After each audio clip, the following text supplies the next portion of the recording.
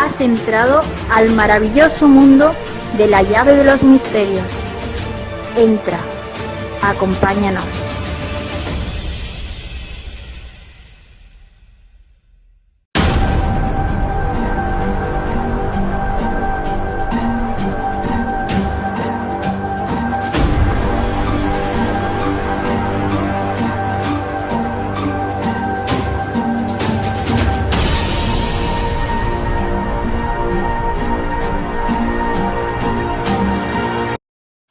Two, 3 o'clock, 4 o'clock, rock. 5, 6, 7 o'clock, 8 o'clock, rock. 9, 10, 11 o'clock, 12 o'clock, rock. We're gonna rock. Bienvenidos al Compás. Mi nombre es Margarita. Transmito desde Comodoro Rivadavia, Patagonia, Argentina.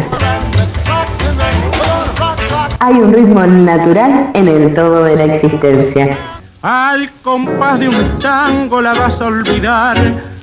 Al compás de un tango habrás de encontrar. Esta será una serie de programas que hablan sobre sincronías. Quien más, quien menos ha experimentado este tipo de sucesos. Caminemos al compás todos los jueves por la llave de los misterios.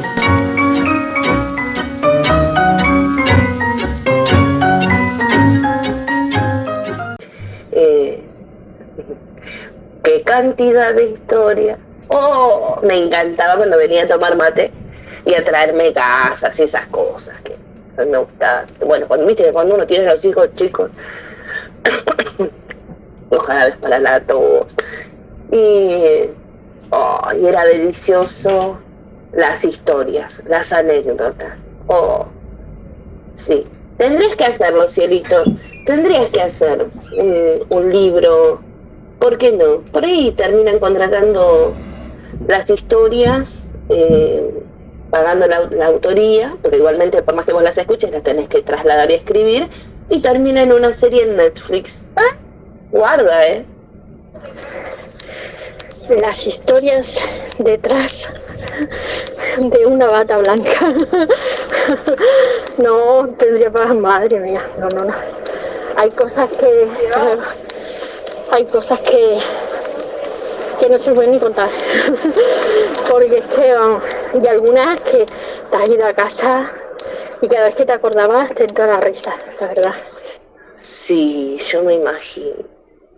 Debe ser fabuloso, pero tenés que compartirlas en algún momento. No pueden quedar ahí guardadas, así nos reímos todos. Bueno, ya estamos. Y estoy pasada. Voy a comenzar. Dale, Margarita. Venga, todos ahí al pie. Empieza al compás con Margarita. Muy buenos días, maravillosa y querida comunidad donde reina la excelencia y se autosupera día a día, compitiendo ya a poco tiempo de su creación. ¿Con quién? Consigo mismo. Trompetas de pompa fúnebre, RIP. Pi. Muchísimas gracias a Axel, Cielito, Diego, El Sandoval, meritorio creador de relatos de terror, dueño de una perturbadora mente cineasta que nos deleita todos los miércoles por la noche. Besos y abrazos a mi entrañable y querida amiga Fabiana, dueña de una deliciosa mente analítica y un poder de síntesis inigualable. Ojalá en algún momento puedan saborear un poco de su cerebro y sus comentarios. Obviamente, el día de hoy, aplausos y ovaciones a Alberto Medel, que nos hizo partícipes de una entrevista suprema con Salfate. ¡Qué entrevista, mis queridos! Yo todavía sigo emocionada. ¿Te la perdiste? Porque era domingo. Bueno, ya está en YouTube, así que no te olvides de suscribirte y darle una manito arriba, porque todas las ganancias, todas, se reparten en sorteos, que no te engañen, se reparten en sorteos con todos los que participan en los vivos. ¿No sabes cómo entrar a los vivos? Bien, a los vivos en cualquier momento. Hablamos y conversamos de variados temas. Te descargas la aplicación a través del Play Store, sé yo. te descargas ello y nos encontrás como La Llave de los Misterios. El mejor canal, el supremo, obvio. Vemos ahora sí el primer paso al compás. Mi nombre es Margarita, transmito desde Comodoro Rivadavia, Patagonia, Argentina. Besos. Hemos venido hablando de manera salpicada sobre el subconsciente y el subconsciente colectivo. Y hoy no será la excepción, por supuesto. La sincronicidad, como para refrescar un poco, tiene mucho que ver, según el doctor Carl Gustav Jung y el físico Wolf Ernest Pauli, que es uno de los padres de la mecánica cuántica, cuyo principio de exclusión en algún momento lo vamos a hacer converger con el par biomagnético del doctor Boyce, por ejemplo, que también hemos hablado sobre el tema. Y si se acuerdan, estás en el capítulo sobre biomagnetismo que realizamos semanas atrás. En síntesis, estaríamos todos conectados a una gran red a nivel subconsciente. Biomagnético o llamado de otras formas como espiritualidad, misticismo, magia y un sinfín de etiquetas, ¿no? Por el momento, la etiqueta que cada uno le ponga es lo de menos. Está comprobado que se pueden afirmar que los sinestetas son reales, ¿no? Cuáles son reales y cuáles son manochantas. Así que la ciencia pura y dura, no la estúpida y mendiga y especulativa, ¿no? Para conservar, ponerle un puesto de trabajo que sucede por razones obvias, más que entendible y respetable. No todas las personas tienen una capacidad intelectual necesaria para desempeñar múltiples disciplinas o tareas. Debe ser por eso que hay tanto científico loco dando vueltas. Bueno, y tanto místico también, ¿no? Que se cree que disfrazándose de lectura científica se convierten en doctores. Hay de todo en la vida del Señor y eso nos encanta. Volviendo al tema, fue comprobado científicamente que el mecanismo por el cual los sinestetas y por el momento del cual se manifiestan ciertas manifestaciones suceden y nos ponen un poco más cerca de entender el método disparador de sucesos. Sin embargo, no podemos dejar afuera una variante poco divulgada. Mucho se habla sobre los parásitos, bacterias y virus, hongos que controlan las mentes de los animales, pero como nos olvidamos que también somos animales, no nos preocupa o no nos interesa lo suficiente. Esto también sucede en el reino vegetal.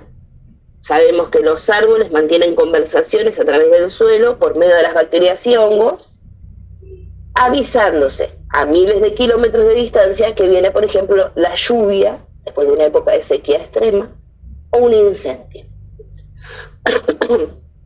Sabemos que tenemos burbujas biológicas, ahora llamadas auras vivientes, nubes de bacterias, que es una firma personal microbiana que nos identifica. Cada persona expulsa millones cada hora hacia su entorno, pedacitos de un ecosistema formado por microbios que tiene unas características muy personales. Alrededor de cada uno de nosotros se forma un aura con estos microbios, una nube que deja marca y se puede identificar a cada persona. Esas nubes están suficientemente diferenciadas para permitir la identificación de individuos. En fin, los individuos liberan su propia nube microbiana personalizada. Entonces, ¿sería posible que los humanos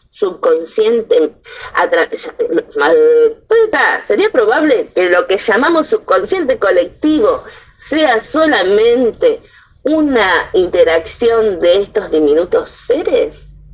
¿serán los responsables de guiar nuestras decisiones, carácter, apetencias? ¿Esa será la dichosa mente que todavía no se sabe con exactitud el lugar donde se encuentra? Investigando un poco, descubro que las bacterias tienen el poder de ir cambiando todo el tiempo nuestro estado de ánimo. Y haciendo memoria, tiene correlación con el poder que tienen algunas personas de cambiarnos de estado. Si hay algo que nos hace humanos, son nuestras mentes, pensamientos y emociones. Sin embargo, está surgiendo una nueva teoría que sostiene que las bacterias intestinales alteran de forma invisible nuestro cerebro. La ciencia está buscando entender cómo los trillones de microbios que viven en nuestro interior y exterior, nuestro microbioma, afectan nuestra salud física. Y ahora, incluso, en condiciones como la depresión, el autismo y las enfermedades neurodegenerativas están siendo vinculadas con estas pequeñas criaturas.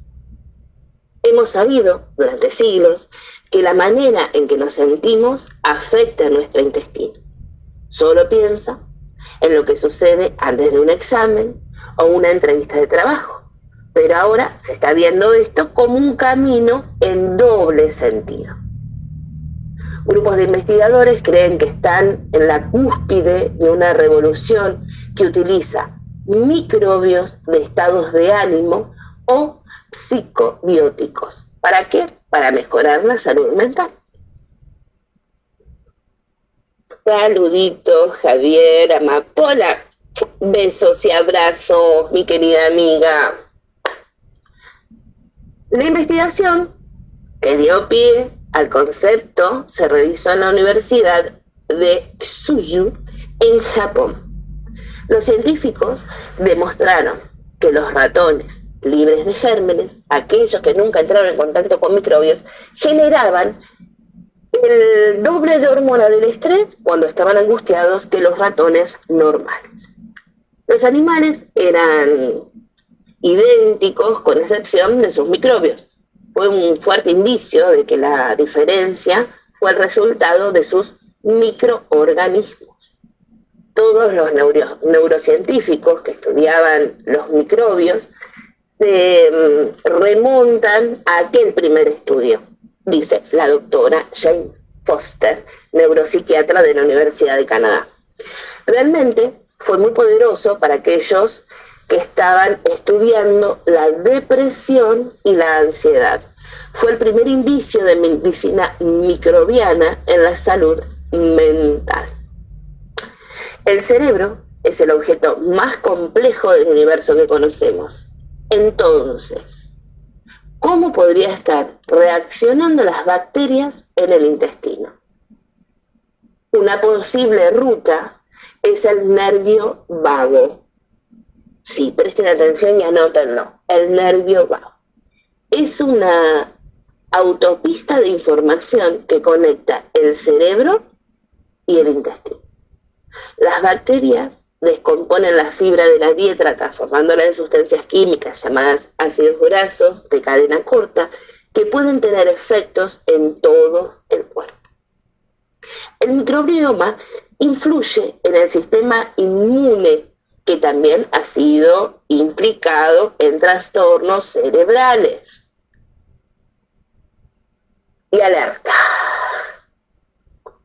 Sería para una trompeta.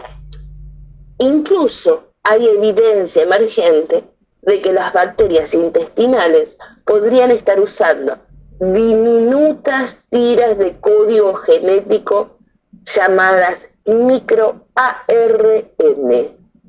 para alterar cómo funciona el ADN en las células nerviosas. Y esto claramente me la dispara a estas nuevas vacunas, en donde dicen que no nos pueden cambiar el ADN, ¿no? Bueno, no lo vamos a tocar ahora, pero me surge ese run run. Ahora hay mucha investigación que vincula a ratones libres de gérmenes con cambios en el comportamiento e incluso en la estructura del cerebro. Pero la crianza completamente estéril de estas criaturas no se parece en nada al mundo real. Los humanos estamos constantemente en contacto con microbios en nuestro entorno. Ninguno de nosotros está libre de pecados. En el hospital de la Universidad de Cork, en Irlanda, el profesor Ted Dinnan intenta descubrir qué sucede con el microbioma de sus pacientes deprimidos. Por lo general, un microbioma más saludable es un microbioma diverso, que contiene una amplia variedad de especies diferentes que viven por todo nuestro cuerpo. El profesor Dinnan explica: si comparas a alguien que está clínicamente deprimido con alguien que es saludable, hay menos diversidad de microbiota. Hoy no estoy sugiriendo que sea la única causa de la depresión, pero sí creo que para muchas personas sí juega un papel en el génesis de la depresión, nos comenta este buen hombre. También argumenta que algunos estilos de vida que debilitan nuestras bacterias intestinales, como una dieta baja en fibra, pueden volvernos más vulnerables. Entonces, vuelve a mí la pregunta: ¿qué somos? ¿Qué es lo que somos? Somos más microbio que humano. A eso desde el vamos. Si contamos todas las células del cuerpo, solo el 43% son humanas. El resto es nuestro microbioma e incluye bacterias, virus, hongos y arquetas unicelulares. El genoma humano, el conjunto complejo de instrucciones genéticas para el ser humano, se compone de 20.000 instrucciones llamadas genes. Pero si sumas todos los genes en nuestro microbioma, la cifra alcanza entre 2 millones y 20 millones de genes microbianos. Se lo conoce como el segundo genoma y está vinculado a enfermedades que incluyen la alergia, la obesidad, la enfermedad inflamatoria del intestino, el Parkinson, la depresión y el autismo. Puede incluso determinar si funcionan las drogas para el cáncer o no.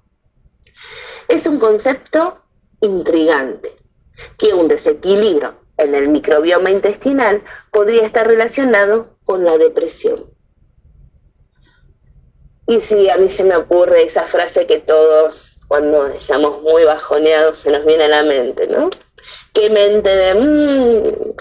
Así que los científicos del Centro APC Microbiome de la Universidad de College Cork comenzaron a transformar el microbioma de pacientes deprimidos a animales. Lo que hallaron fue que si se transfiere la bacteria, también se transfiere el comportamiento. El profesor John Crean dijo: nos sorprendió mucho que pudiéramos, simplemente tomando muestras de microbioma, reproducir muchas de las características de un individuo deprimido en una rata.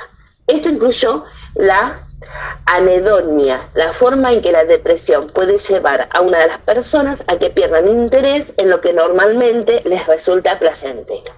En las ratas, esto se vio en la forma de agua azucarada que normalmente consumen de manera obsesiva.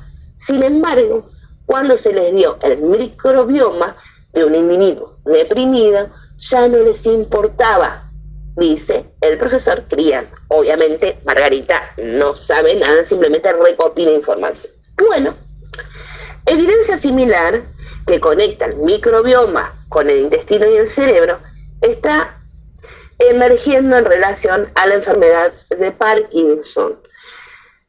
Es claramente un trastorno cerebral. Los pacientes pierden el control sobre esos músculos a medida de que las células cerebrales mueren, y esto lleva al temblor que caracteriza la enfermedad. Pero el profesor Sarkis Mazmanian, microbiólogo médico del Instituto de Tecnología de California de Caltech en Estados Unidos, postula que las bacterias intestinales están involucradas. Los neurocientíficos clásicos consideran una herejía pensar que puedes entender los eventos en el cerebro investigando en el intestino, nos dice. Él ha encontrado diferencias muy poderosas entre los microbiomas de personas con Parkinson y aquellos sin la enfermedad. Los estudios en animales genéticamente modificados para desarrollar Parkinson mostraron que las bacterias intestinales eran necesarias para que la enfermedad emergiera. Y cuando se trasplantaron las heces de los pacientes con Parkinson a esos ratones, desarrollaron síntomas mucho peores que si recibieran heces procedentes de un individuo sano. El profesor Mazmanian cuenta también que los cambios en el microbioma parecen estar impulsando los sistemas motores, parecen ser causales de esos síntomas. Están muy entusiasmados. ¡Ay, no sé a dónde me caí! Algo de los microbios, por ahí se quiere. Genial. Bueno, así que están emergiendo evidencias sobre la conexión entre el microbioma y el cerebro. La evidencia que une el microbioma y el cerebro es tan fascinante como incipiente, pero los pioneros de este campo ven en el horizonte una perspectiva emocionante, una forma completamente nueva de influir en nuestra salud y bienestar. Yo espero que no nos hagan comer heces o no den pastillas de eso. Supongo que no. Bueno, volviendo. Si los microbios influyen en nuestro cerebro, entonces tal vez podemos mejorar nuestros microbios. El punto que se me ocurre ¿puede la alteración de las bacterias en las entrañas de los pacientes de Parkinson cambiar el curso de su enfermedad? Se habla de que los psiquiatras prescriben microbios del estado de ánimo o psicobióticos. En esencia, un cóctel probiótico de bacterias saludables para mejorar nuestra salud mental. La doctora Kristen Tillich de la Universidad de California en Los Ángeles se pregunta: si cambiamos las bacterias, ¿podemos cambiar la forma en que respondemos a ellas? Y afirma que necesitamos estudios mucho más amplios que realmente investiguen qué especie e incluso qué subespecies de bacterias pueden estar ejercitando un efecto sobre el cerebro y que están produciendo en el intestino. Claramente hay conexiones y cree que el entusiasmo y la emoción que los embarga están hallando paso a paso buenos tratamientos. También dice, es muy emocionante pensar que hay un camino completamente nuevo que podemos investigar y podemos ayudar a las personas, incluso a prevenir enfermedades. El microbioma está abriendo una forma completamente nueva de hacer medicina. Y esa es la idea más poderosa. El microbioma, nuestro segundo genoma, está abriendo una forma completamente nueva de hacer medicina y su función está siendo investigada en relación a casi todas las enfermedades que puedes investigar, incluidas las alergias, el cáncer y la obesidad. Es sorprendente lo maleable que es el segundo genoma y cómo eso está en marcado contraste con nuestro propio ADN. Que eso es lo que a mí me hace mucho ruido, ¿no? La comida que comemos, las mascotas que tenemos, los medicamentos que tomamos, cómo nacemos, todo altera nuestros habitantes microbianos. Y si todo lo hacemos sin darnos cuenta, imagina el potencial de poder cambiar nuestro microbioma para mejor. A piacere. Se predice que en los próximos 5 años, cuando acuda a su médico para medicarse del colesterol, también evaluarán su microbioma. Dice el profesor Crian, el microbioma será el futuro fundamental de la medicina personalizada. ¿Será? ¿Lo dejarán suceder esta pequeña élite que vive de los paliativos?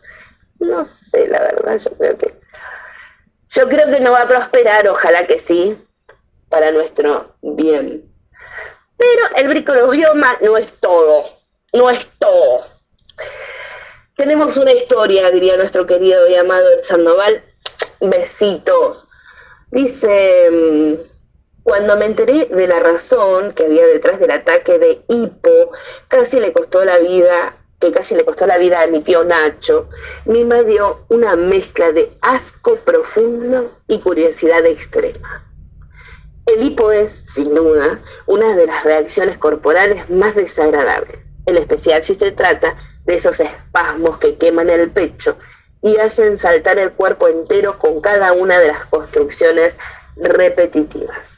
Produce incomodidad aguda y orilla el desespero a los pocos minutos de su presencia. Por suerte solemos poder controlarlo rápidamente, un vaso de agua tomado al revés y carpetazo al asunto. No obstante, el ataque al que nos estamos refiriendo ahora se prolongó por más de 2 semanas. Cuenta esta chica, mi tío Nacho estuvo al borde de volverse loco. Y no en un sentido figurado, no podía dormir, no podía pensar, prácticamente no podía ni comer. Evidentemente acabó en el hospital. Sin embargo, los doctores, a pesar de que se debatían en una serie de teorías sobre el posible origen del cuadro, no atinaban a frenar el ataque. Cada minuto que pasaba, la alarma incrementaba y la situación se tornaba en una emergencia más severa. Ni los sedantes disminuían las contracciones, hasta que finalmente un equipo médico consiguió descifrar el enigma e investigar al culpable e identificar al culpable del hipo, que era una tenia. Así es, una lombriz plana y blanca que se aloja desde quién sabe cuándo dentro de los tejidos de este tío, que al parecer había acabado en el diafragma de manera casual debido a una neumonía. Pocas cosas en el mundo viviente resultan más inquietantes que los parásitos, organismos cuya evolución los ha llevado a valerse de otros organismos para poder subsistir. Entes que violan la intimidad anatómica de otros seres, polizones corporales que se multiplican ávidamente dentro de la cavidad abdominal que no les pertenece. La fisiología irrumpida por seres invasores que allanan el metabolismo ajeno para sus propios menesteres, los órganos del prójimo usurpados en busca de sustento, cobijo y un medio para la propagación de la especie forastera. Entre los que atormentan al Homo sapiens más conocidos están los famosos oxiuros, Enteribius vermicularis, lombrices que depositan sus huevos urticantes entre los glúteos de su hospedero, mismos que incitan al acto de rascado, aumentando la posibilidad de ser recogidos por la mano del susodicho y así pasados a otras víctimas potencias a través del alimento o utensilios de cocina de lesa higiene. Mecanismo de propagación: ano, mano, boca. O las filarias que producen la brutal inflamación de los tejidos, denominada como elefantitis. Cambian el organismo, acumulación de una gran cantidad de líquido linfático en las zonas bajas del cuerpo, que desfiguran de manera rotunda las extremidades y testículos de los pacientes afectados.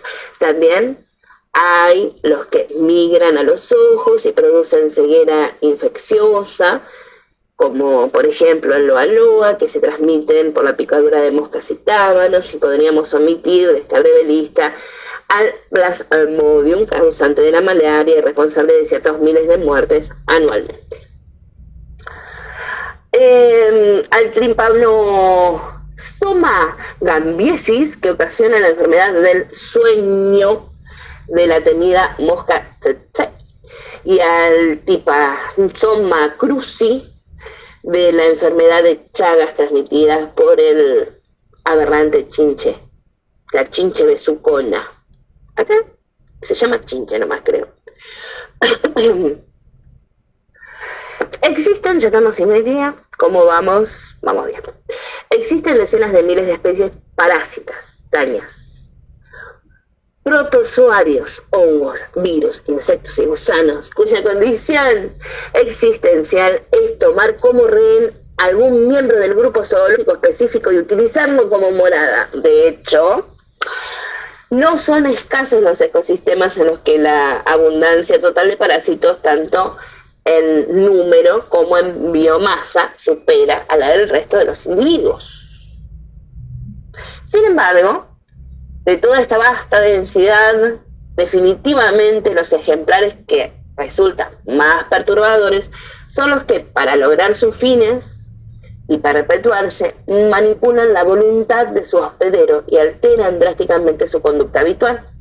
Reescriben las indicaciones que marca el instinto del desafortunado por medio de proteínas y neurotransmisores, aniquilando su libre albedrío. En la mayoría de los casos, de manera extrema, castrando químicamente a su víctima, cambiando sus atributos físicos de manera rotunda o atentando contra la vida del infectado.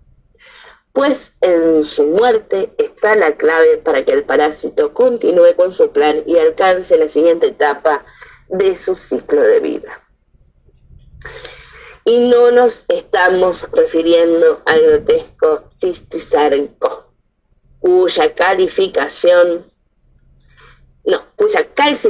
dentro del cerebro puede devenir en alucinaciones y ataques convulsivos, sino a invasores mucho más angustiantes, intrusos difíciles de detectar que cuentan con la capacidad de convertir a los individuos que les dan posada en sus títeres.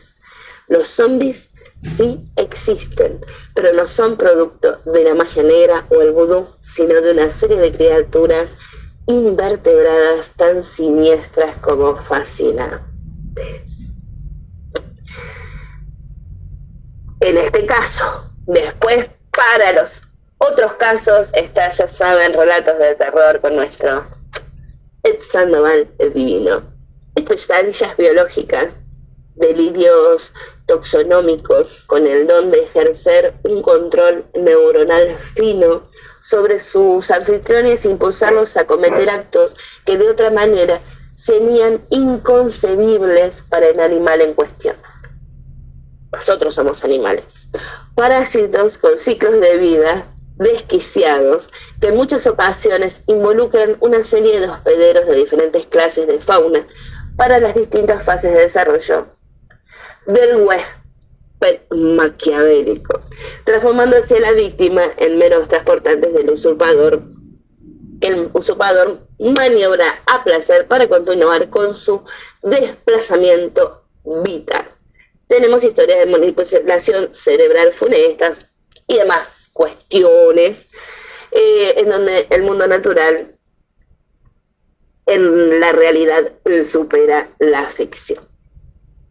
Por ejemplo, tenemos hongos que esclavizan a las hormigas, gusanos que desquician a los caracoles, otros gusanos en grillos suicidas, avispas, ¿no?, que hacen zombies a otros antrópodos, varios tipos de avispas, algunos a las mariquitas, otras arañas, otras buscan orugas según la especie. Pero, ¿qué pasa con los humanos? Como vemos, el control mental por parte del parásito es algo común en el reino animal. El virus de la rabia produce una ira delirante en su huésped, lo que causa que el animal infectante a nuestras infecte a nuestras víctimas con su mordida. Y ya sabemos lo que sucede con los humanos también, ¿no? El Psicochardodés tirilini manipula el cerebro de los grillos para volverlos suicidas y causar que se arrojen al agua, por ejemplo.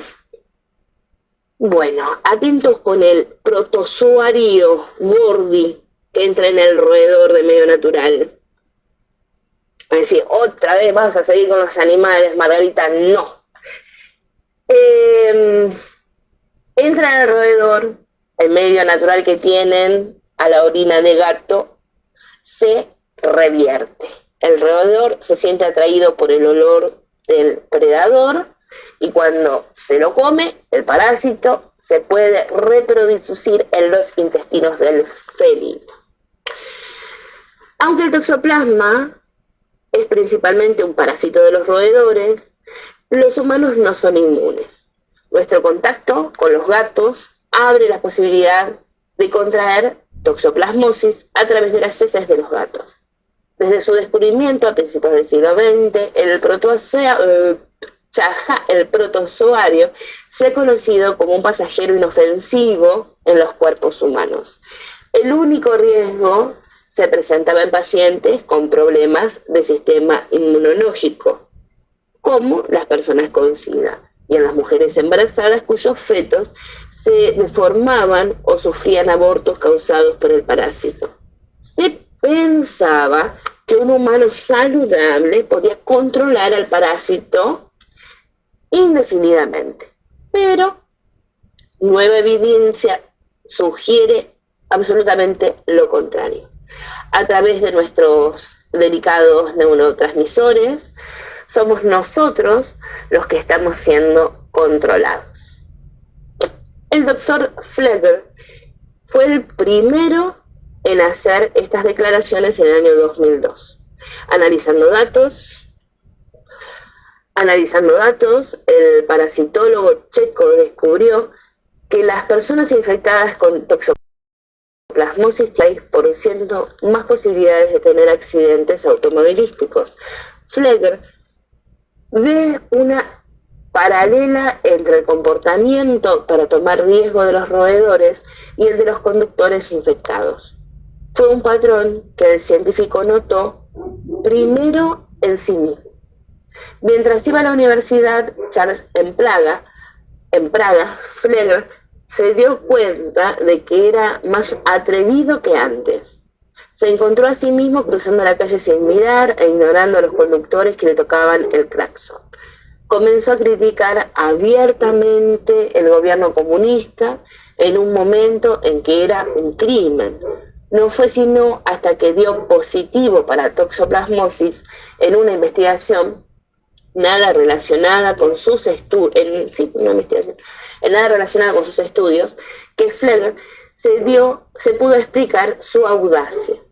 Si el parásito podía alterar el comportamiento de los roedores, pensó, ¿por qué no el de los humanos? Yo creo que es una pregunta que se ha hecho muy poco, ¿no? Y no solo en ese tema, sino en otros virus y otras bacterias. Pero eso pasa cuando pensás fuera de la norma también, que fue lo que le pasó a este hombre, salirse de las normas por estar infectado. Fleger probó su teoría haciendo estudios de personalidad de pacientes con el parásito y sin él.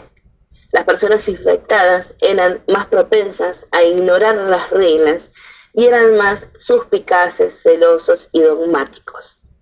Los rasgos en las mujeres eran los opuestos. Eran más cariñosas, extrovertidas y moralistas. Una década de investigación descubrió que tiene relación con una variedad de condiciones como déficit de atención, trastorno obsesivo-compulsivo, esquizofrenia y tendencias suicidas. Sentémonos con el Dr. Fleger en su oficina en Praga para discutir cómo un pequeño parásito que vive al menos en el 10% de los estadounidenses y en un 30 a 50% de la población mundial podría alterar tan profundamente nuestra manera de ser. Por ejemplo, ¿por qué hay respuestas tan diferentes entre hombres y mujeres? Según el doctor, se sabe que los hombres y las mujeres reaccionan diferente ante el estrés. Así que es posible que el toxoplasma induzca un estrés crónico y que los hombres y las mujeres reaccionen diferente al mismo efecto. Eso sería completamente normal por ese motivo. Es interesante que las características que se ven en las mujeres infectadas se consideran positivas. Cuando las mujeres se estresan, comienzan a ser amigables, no todas. Ese sería un indicio. Buscan, por ejemplo, compañía. Es la razón por la que suponemos que es bueno estar infectado, pero no es verdad. No es son una estrategia diferente. Algunas mujeres incluso se quieren infectar, pero no es lo recomendado porque las volverían como más dóciles. Algunas veces les llega a este hombre por correo, un correo más o menos por el estilo, por lo general son hombres que quieren infectar a sus novias. O sea, podría haber un tema de una nueva reglamentación. No infecte a su novia. Y no es verdad que vuelva a las mujeres más promiscuas. Eso lo dicen los periodistas que explotan los descubrimientos. Los estudios demuestran que reducen el interés sexual en las mujeres. Se ponen más dóciles, sí, más cariñosas, sí, pero no aumenta su interés sexual. Los impulsos sexuales de los hombres parece que no afecta en nada tampoco.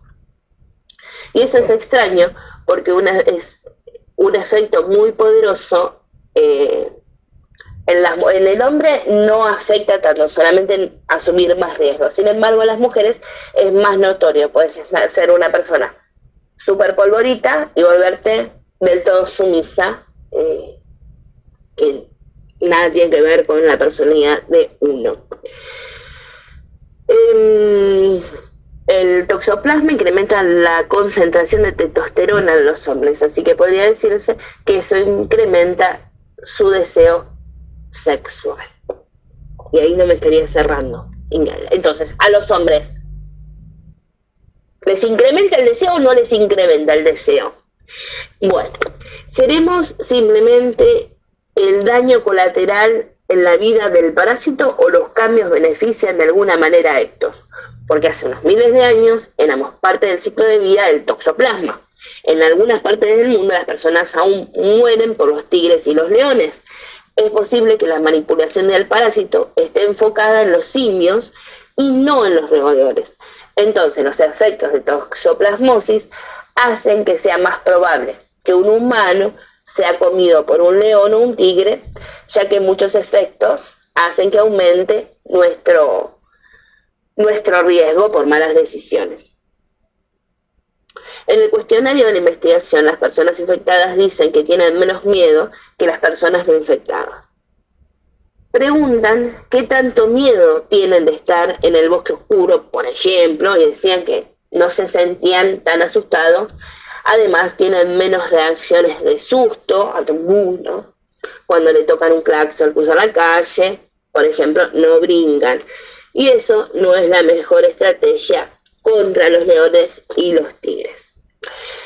Si la toxoplasmosis se relaciona con la esquizofrenia, el trastorno obsesivo-compulsivo y los suicidios, esto podría ser algo que los aleja de su grupo y los hace más vulnerables a ser atacados por un gran felino. Es posible que esa sea la razón. Y nos preguntamos, si hay alguna atracción por la orina de gato, como pasa con los roedores. Y sí, han observado esta atracción fatal en los humanos. Los hombres infectados clasificaron el olor de orina de gato diluida como algo placentero. Las personas no sabían que estaban infectadas, tampoco sabían que estaban oliendo. Tenían 12 muestras de orina de diferentes animales y las tenían que clasificar. El patrón fue bastante claro cuando analizaron los resultados. Estaban hablando con un estudiante, Chad Mitchell, y se preguntaba si la atracción por el olor a orina de gato es la razón porque las personas les gusta tener gatos. Y puede ser posible, pero no lo aseguran. Cuando a una persona no le gusta el olor de un gato, no se lo queda. No nos damos cuenta de esto porque en su mayoría son reacciones subconscientes. Pero el amor es una cuestión de olor. Cuando te enamoras de alguien, el olor tiene mucho que ver. Cucurrucucú. Entonces, la toxoplasmosis juega un papel importante en el amor. Pues bien, el toxoplasma cambia nuestro sentido del olfato tanto cualitativamente como cuantitativamente. No hay suficientes datos para esto, pero hay evidencia indirecta. Se sabe que el olfato de los esquizofrénicos se altera. Un olor que era agradable se vuelve desagradable. Muchos datos muestran que un gran porcentaje de esquizofrenia es causada por toxoplasmosis. La evidencia está en que hay un estudio, sí, investigó muchos estudios, que muestran los anticuerpos que luchan contra la toxo en sangre de sujetos de 6 meses a 3 años antes de que comiencen con esquizofrenia. Muchas, no todas las esquizofrenias se disparan por la toxoplasmosis, o puede ser causada por esta. Pero está bien marcado, que es raro, pero también los rastros son claros. La frecuencia con la que el toxo genera esto es de cerca del 30%. Y la esquizofrenia es de cerca del 1%. Así que en la mayoría de las personas infectadas de toxoplasmosis no les da esquizofrenia. Un 30% de los esquizofrénicos tienen toxoplasmosis, pero solo el 1% de este 30%, o sea, es ínfimo, pero bueno, está. Solo el 1% proviene la enfermedad directamente del toxo, según ese estudio. Y hay muchas posibles fuentes de contagio, por ejemplo, comer carne cruda. Dormía todo. Pesadísima. Cecilia, hola, buenos días. Nos dice: Margarita está hablando, pero tenés que esperar hasta que corte. Ay, no podía escuchar, me muero. Bueno, besitos, Cecilia, Ice Cream Pop, besitos, ahí corte. Los estoy durmiendo. Ya termino. El tema es, ¿habrá toxoplasma en el semen y los fluidos vaginales? Sí, hoy estoy de terror. Es que extrañé el miércoles pasado.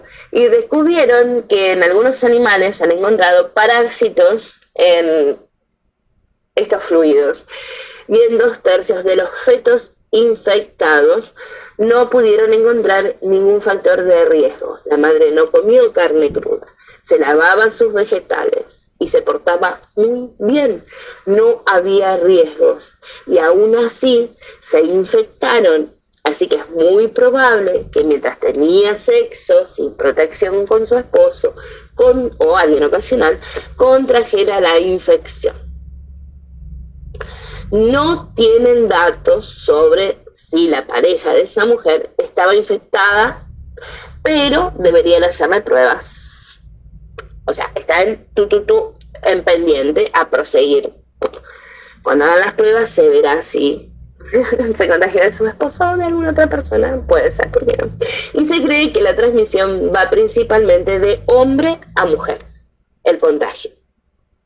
Es muy probable, por cómo va la investigación, que el incremento en la testosterona en los hombres infectados sea el toxoplasmosis tratando de incrementar el impulso sexual para reproducirse. En el gen egoísta, por ejemplo, de Richard Dawkins, menciona la posibilidad de un aumento en el deseo sexual en pacientes con sífilis. También se han leído reportes que dicen que el SIDA aumenta el deseo sexual y se cree también que la clamidia hace eso. Hay diferentes tasas de toxoplasmosis dependiendo del país. En Latinoamérica tienen las tasas más altas y en Corea del Sur las más bajas.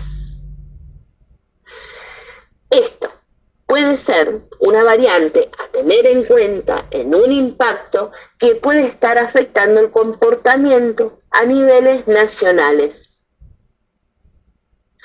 Otro parasitólogo publicó que la personalidad nacional puede ser parcialmente explicada por la frecuencia de toxoplasmosis. Este hombre publicó un estudio que muestra que muchas enfermedades pueden ser explicadas por la prevalencia de la toxoplasmosis. Y otros datos muestran una fuerte relación con la epilepsia y problemas cardiovasculares, incluyendo infartos. En Europa explica el 16 o 17% de los ataques al corazón, que no es nada poco. Uy, se me fue.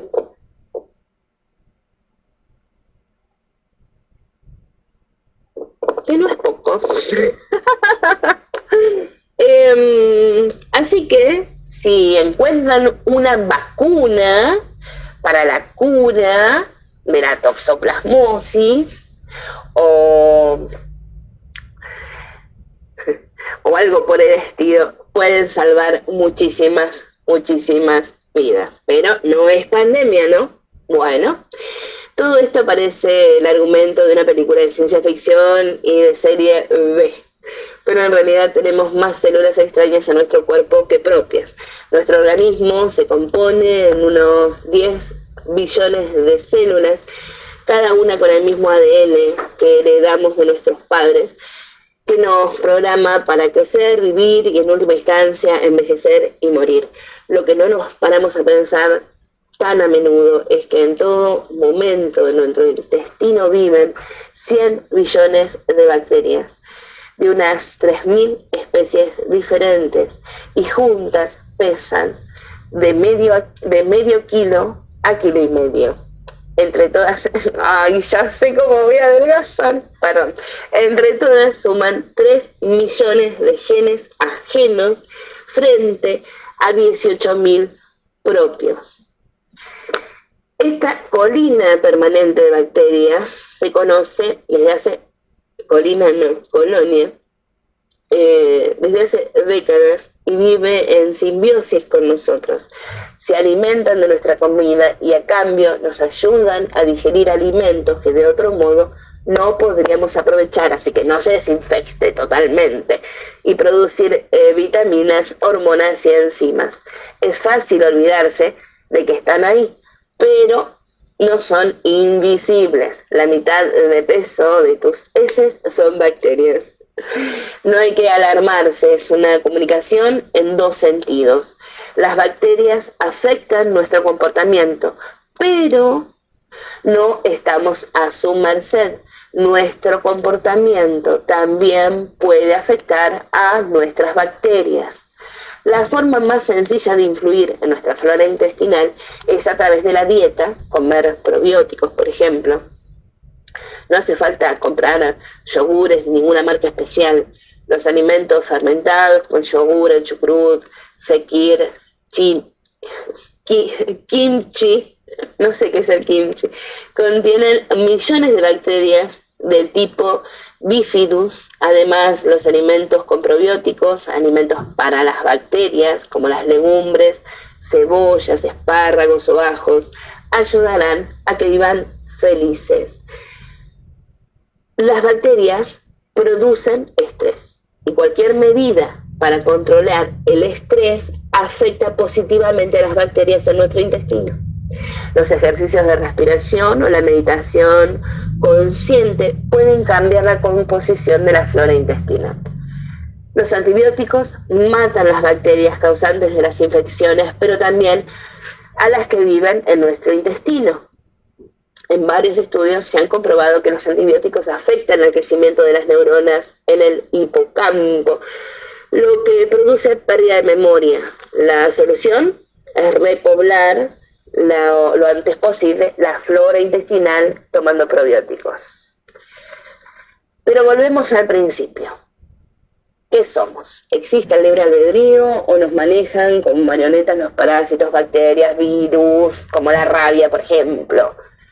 ¿Somos nosotros los que conectamos con el subconsciente colectivo o son estos bichos microscópicos conversando entre sí y quizás juntándose para una mega fiesta manejando nuestro cuerpo como vehículo? Destino o libre albedrío, sincronías o casualidades provocadas por ¿quién? Extraterrestres, divinidades, una mente suprema, bacterias, virus, parásitos. ¿Cuál es el objetivo?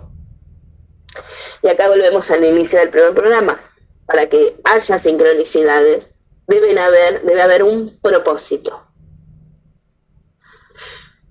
¿Será que el propósito es encaminarnos por distintos y diferentes tipos de microorganismos, como si fueran los bots de una mente superior, o podemos a voluntad comandar esta enorme tropa de microorganismos?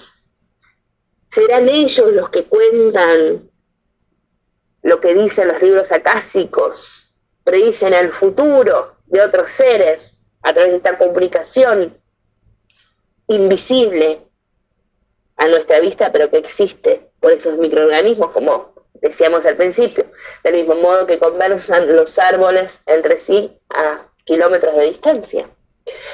Lo bueno es que aparentemente se pueden prevenir al menos algunos de los sucesos que hoy hemos descubierto con pas a pas, así como las posturas corporales modifican mediante así como las posturas modifican mediante torrentes hormonales nuestro estrés, nuestra forma de afrontar la vida. También podemos hacer lo propio con este tipo de bacterias y organismos vivientes. Llegamos, creo que ya estamos al final, así como la meditación controla el estrés y las bacterias nocivas intestinales. Veremos en el próximo programa qué otras herramientas quizás podemos usar para poder programar el subconsciente. ¿O las bacterias? No sabemos. Sin más, espero que les haya gustado, y si no les gustó, espero que al menos les haya sido breve. Abrazo enorme, abrimos sala para los comentarios. Muchas gracias por estar. Espero que no se hayan dormido. Cerramos acá hasta el próximo jueves. ¡Besitos!